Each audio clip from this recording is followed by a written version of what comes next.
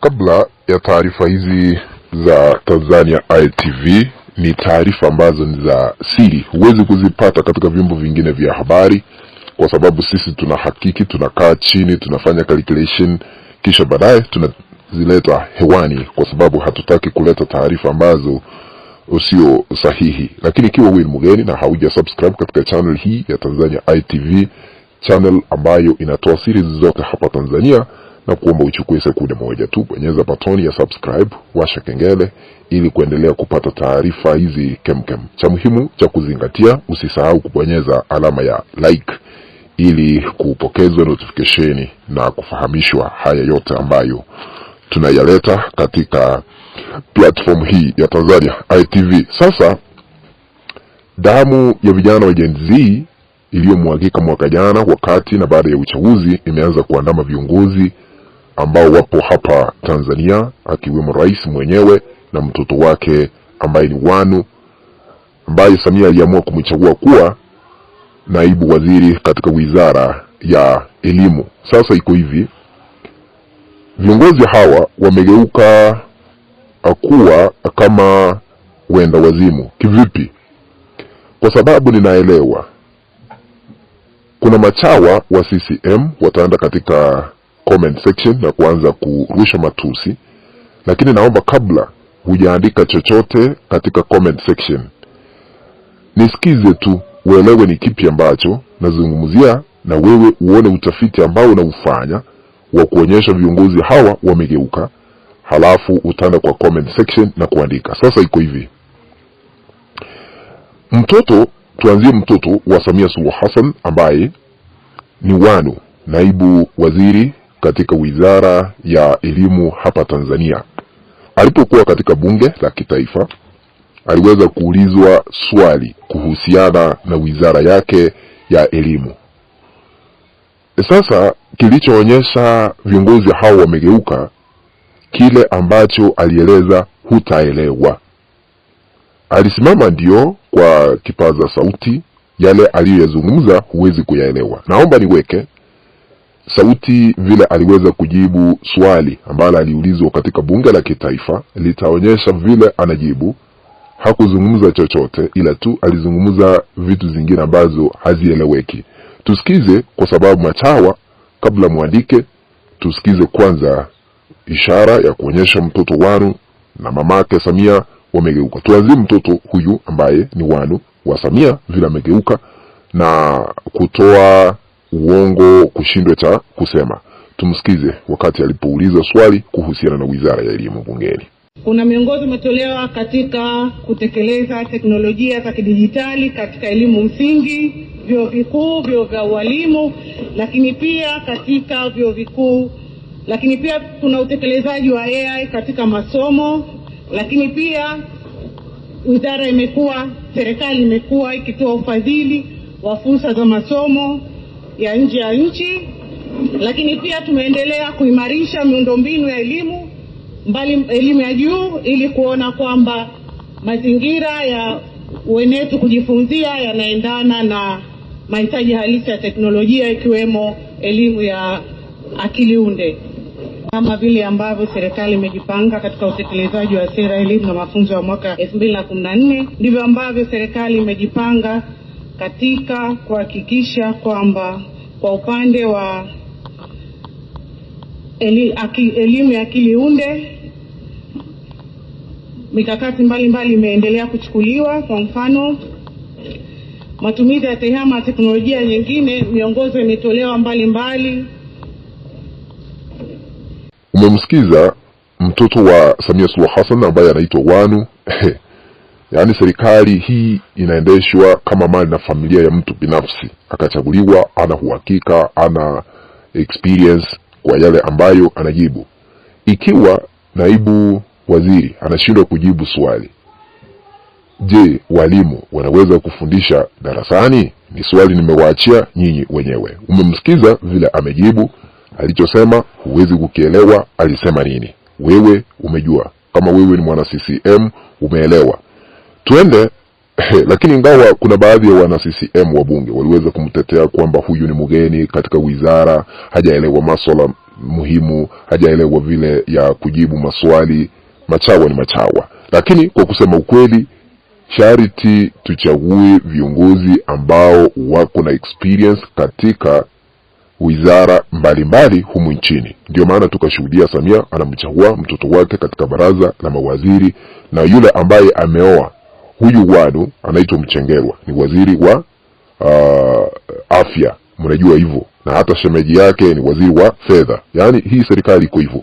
Sasa Samia yeye amegeuka kivipi? Naomba ni kuwekea sauti aliyosema hivi majuzi. Akasema ya kwamba bei ya mafuta hapa Tanzania iko chini sana ikilinganishwa na mataifa mengine. Lakini alichokisema, nimeenda kupiga calculation, nimeshindwa, nitakueleza.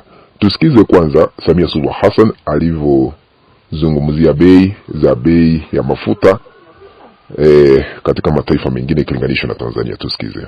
Kija huku kwetu Afrika mambo yako juu. Hapa kwetu Tanzania bei ziko chini ukilinganisha na majirani zetu wote waliotuzunguka, pamoja na wengi wao kupunguza kodi kwenye mafuta, lakini bado Tanzania bei yetu iko chini kuliko wengine. Hali tumeiona, imeleta athari kwa ulimwengu mzima. Wiki iliyopita hapa nilikuwa naangalia narushiwa bei za mafuta kwa nchi mbalimbali ulimwenguni. Nikaona Europe bei zilivyopanda, ni euro 6,000 kwa lita moja. Marekani dola 8,000 kwa lita moja, ni euro 6,000 kwa lita moja. Marekani dola 8,000 kwa lita moja. Huyo ni rais wa taifa ambalo liko na wananchi zaidi ya milioni 60. Anajiaibisha mwenyewe, anazungumza mbele ya vyombo vya habari akitoa takwimu za uongo. Yaani takwimu ambazo ni famba, gushi, fake kwa mataifa yote katika mataifa 190 ambayo tupo nayo. Yeye anadanganya wazi kwa kamera. Kwa nini? Amesema hivi, bei ya mafuta katika taifa lile la Europe, bei ya mafuta lita moja inauzwa 6,000 euros. Kumaanisha 6,000 euros inamaanisha, tunaenda kwa calculation sasa, tupige mahesabu uone vile aliweza kudanganya. Lita moja amesema Europe inauzwa euro 6,000.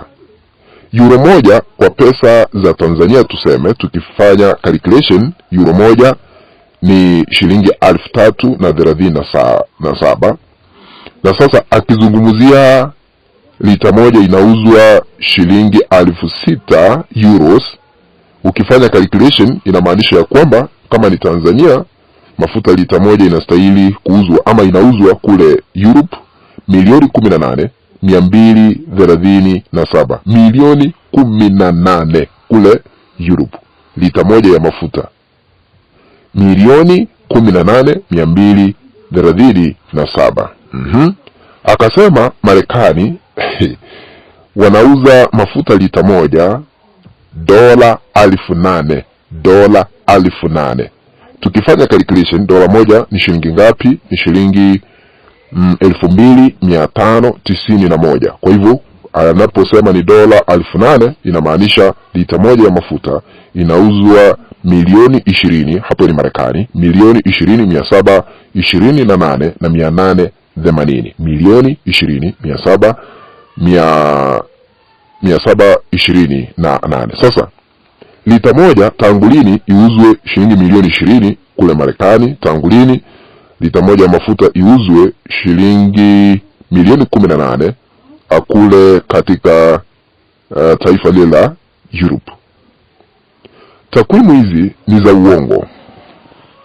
Kumaanisha wanaomshauri, wanaompea hizi habari wanastahili kulaumiwa. Mbona wanamdanganya? Na hata kama sio kudanganywa, yeye kama rais anapofanya shughuli zake Ikulu, si anafanya utafiti? Nimeambiwa dola 8,000 lita moja. Inawezekanaje? Kwa sababu hizo ni milioni. Afanye calculation yeye mwenyewe, ajue amedanganywa.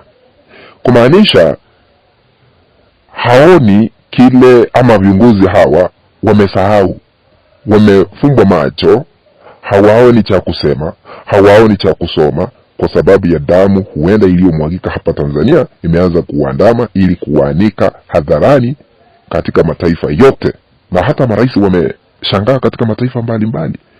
Huyu rais anazungumza nini?